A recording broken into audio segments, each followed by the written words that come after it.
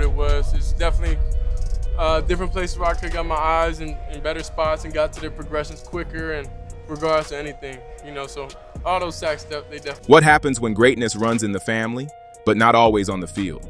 The children of NFL legends like Deion Sanders, Jerry Rice, and Emmitt Smith are carrying names too heavy for most helmets. Draft day slides, transfer drama, busted hype, and meme-worthy moments have fans asking, are these heirs destined for glory or trapped in their father's shadows forever? Stick around, this legacy drama gets brutal. 1. Shedeur Sanders. Well, I say I'm comfortable being uncomfortable, so that's what it is. I got pockets of finding my rhythm, and I got to get into that quicker regardless of anything, but overall I feel like me out there, and I couldn't do it, of course, without the time. I couldn't do it without the play call. I couldn't do it without anything. So I'm just thankful to even be able to have, the joy of just being on the field. Deion Sanders built a career out of flash. Neon suits, touchdown dances, media spectacles. Prime Time was football's first reality TV star before reality TV existed. But when his son Shedeur stepped onto the field, the expectation wasn't just that he'd be good, it was that he'd be spectacular. And for a while, he was. At Jackson State, Shedeur dropped bombs like his arm was forged in a Nike commercial. At Colorado, he became a human headline machine, carving defenses like Thanksgiving turkeys, while the cameras followed his every move. He wasn't just playing football, he was starring in the prime show Next Generation. But then came the NFL draft, and suddenly the bright lights flickered. Once billed as a potential first-rounder, Shedeur slid. Not past the second, not past the third. By the fifth round, the cameras had stopped lingering, and the primetime son was announced as a Cleveland Brown. A Brown. NFL Twitter couldn't resist. From prime time to Brown time. Critics muttered about arm strength, about overhype, about whether his dad's shadow was just too big to escape. It was the ultimate reality check. The golden child left standing in the bargain bin. Still, Shedeur isn't folding. Facing vets like Joe Flacco, he's pulling the classic Sanders swagger, insisting doubt only fuels him. But every snap he takes comes with double vision, one of Shedeur and one of Deion's ghost dancing on the sidelines. Can he ever make the name his own, or will he always be playing in 4K reruns of his father's legend? Before we dive into these stories, hit that like button, because some of these next names will shock you more than their father's highlight reels ever did. 2. Brendan Rice. It was ecstatic just to go ahead and go back and forth over some of the topics, how I can get better, how I can contribute to the 49ers team, and just to be a part of what my dad left a legacy at. Jerry Rice is football royalty. 3 Super Bowls, nearly 23,000 yards, a highlight reel so long it should be a Netflix series. His son, Brendan, well, he's trying to avoid being the spin-off nobody asked for. From high school, Brendan made moves. Basketball, track, football. But no matter what he did, the narrative followed. Jerry Rice's kid. It didn't help that he wore the same gloves, ran the same routes, and even recreated Dad's old Breathe Right strip ad. Like, sir, you're basically feeding the comparison machine. At USC, Brendan finally had his breakout, snagging touchdowns with crisp routes that made defenders look like unpaid extras. Scouts admitted, okay, maybe this kid isn't just the GOAT's cosplay. And then came draft day. Cue the suspense, cue the waiting, cue the 7th round, 225th overall. That's barely above practice squad fodder. When the Chargers picked him up, the media framed it less like a triumph and more like a pity invite to the family reunion. Still, Brendan didn't cry foul, he grinded. Practice squad, contested catches, slow climbs, the same way his father's highlights scream dominance, Brendan's story whispers perseverance. His own quote hits harder than any slant route. Dad taught me it's about the grind, not the name. Translation? Stop asking him about Jerry. He's Brendan. He's still fighting for airtime in a league that loves shiny new toys, but he's refusing to disappear into nostalgia reels. The question, will he carve a spot on Sundays or just become another trivia answer in the Sons of Legends category? 3. E.J. Smith. It meant a lot. Honestly, when I grew up, I always thought that I was going to go to Florida. I was always a Florida fan just because my dad and just the history with my family and the Gators. And so just being out there, it was surreal just because I remember years ago I used to run around that field just as a child, not knowing what my future holds, and just seeing me in an Aggie uniform going to get to school, that used to be my favorite school, it was an honor. And just the way we played and the way that we were able to execute, it was big for me.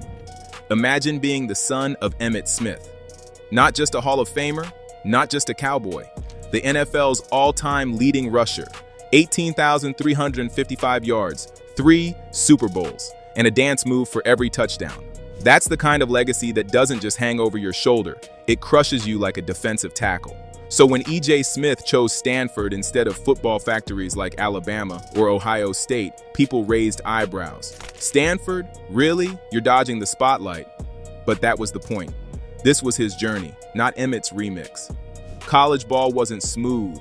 Injuries, limited carries, a flash of brilliance here, a setback there. By the time he transferred to Texas A&M, the hype had cooled. Still, in 2025's opener against Notre Dame, EJ finally punched in a touchdown, and Emmitt went viral cheering from the stands like it was the Super Bowl. It wasn't a record-setting night, it wasn't highlight reel history, but it was his. Undrafted, EJ slid into the Carolina Panthers roster through the back door, fighting for special teams, snaps, and maybe, just maybe, a chance to break a big run. But unlike his father, he's not measuring life in yards. He's balancing football with a business degree, carving a dual path most NFL fans will never notice. His father's legacy, impossible to top. His legacy, still in progress, written in quieter ink. The irony, while Emmitt danced into history books, EJ is writing his story between textbooks and training camps. Will people respect that? Or will they always demand he be something he never wanted to be, a carbon copy of Emmitt Smith? 4. Barry J. Sanders. Yeah, who's your GOAT running back? Is Barry. it Barry? Yeah. He's really goated, bro. He is Like great. at the games, Yeah, We'll his put- highlight film was crazy. we'll be playing games and like, when there's a timeout break, they'll bring him out Yeah. and he'll be standing there and bro, the stands just go crazy. Barry. I'm like, damn. He's still that guy. He's a legend, bro. I've never seen a game, but I've seen his highlight film. I've never He's seen a doing highlight film jukes in like like tennis shoes. Like it that. wasn't. It's like a high school film in the NFL. Literally. It's crazy, bro. Yeah. Barry Sanders Sr. was the Houdini of the gridiron, disappearing from tackles and eventually the NFL itself. 10 seasons, 15,269 rushing yards, then poof, retired at his peak. His son, Barry J., inherited the same name, the same number, and unfortunately, the same vanishing act. At Stanford, Barry J. showed flashes, bursts of speed, jukes, the occasional touchdown, but always as a backup, always as the understudy to bigger stars. His stat sheet reads like an afterthought, respectable, but not revolutionary. And in the Sanders household, respectable is basically failure. The plot twist? Barry J. transferred to Oklahoma State, the very temple where his dad became a legend. He even put on the sacred number 26 jersey. It was supposed to be a coronation, a cinematic return. Instead, it was a tragedy. Just 8 games, 216 rushing yards, and then injury. The sequel ended before the second act. No NFL, no UFL, just a door closing quietly while Twitter collectively shrugged. But here's where the story pivots. Instead of chasing ghosts on the field, Barry J. carved his own lane. Degrees from Stanford and OSU, a career in sports analytics, youth coaching, and an identity not glued to highlight reels. His dad ran away from defenders. Barry J. ran away from the expectations themselves. Call it cowardice, call it wisdom. Either way, the Sanders elusiveness gene stayed intact. It just dodged the NFL entirely. The lesson, sometimes greatness retires early, and sometimes it never even suits up. Not every legend's kid chooses the NFL grind. Do you think Barry J. was smart to pivot into a new career? Or should he have fought harder to keep the family legacy alive? Let me know in the comments. 5. E.J. Warner. I mean, anytime there's new guys, you have to kind of get used to it. But we've been putting in work in practice. We've been putting in work all camp, all summer. So there's not an excuse of no chemistry or anything like that. We should still go out there and produce and make the plays we need to. Kurt Warner's story is basically an American fairy tale. Stock shelves, sling touchdowns, win a Super Bowl. He's the NFL's ultimate underdog myth, now enshrined in Canton with a gold jacket. His son, EJ, not exactly bagging groceries, but definitely bagging criticism. Starting at Temple, he racked up stats, over 3,000 passing yards as a freshman, but the buzz wasn't future star. It was, hey, that's Kurt Warner's kid. Nepo baby shade? Check. By 2023, he transferred to Rice, putting up decent numbers while swimming in mediocrity. His deep ball, sharp, his turnovers, sharper. Fans wondered, is he chasing dad's legacy or just trying to get through Saturday afternoons without being benched? The memes weren't kind. From grocery aisles to turnover files. Savage. And yet, in 2025, a fresh start.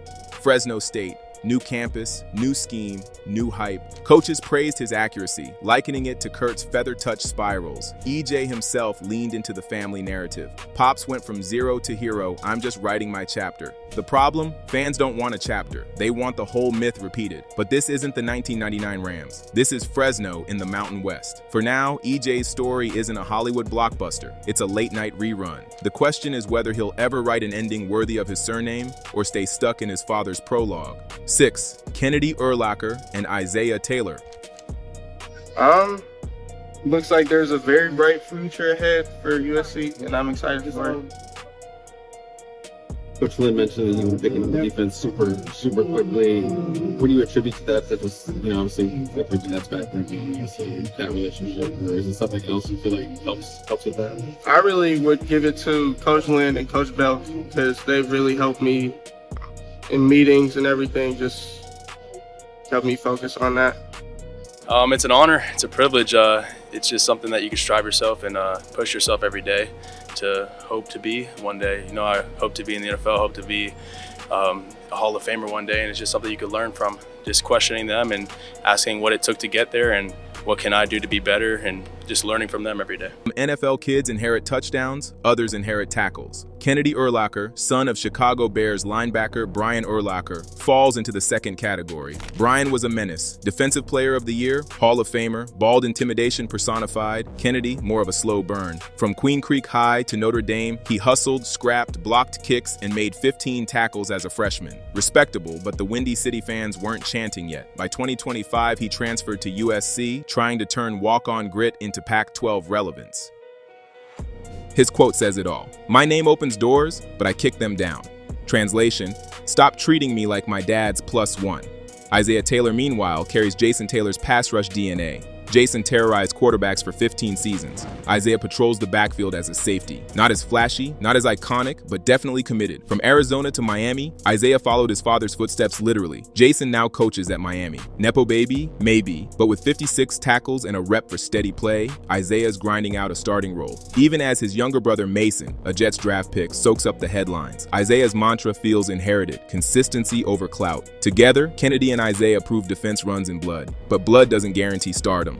One's fighting for snaps, the other for spotlight. Their fathers were legends. They're still just prospects. And maybe that's the point. Not every dynasty comes with rings. Sometimes it's just sweat, transfer portals, and family pressure disguised as support. And there you have it. The next generation of NFL royalty, fighting shadows bigger than stadium lights. Which story hit you the hardest? Drop your thoughts below, smash that like button if you learned something new, and subscribe so you don't miss the next deep dive into football's hidden stories.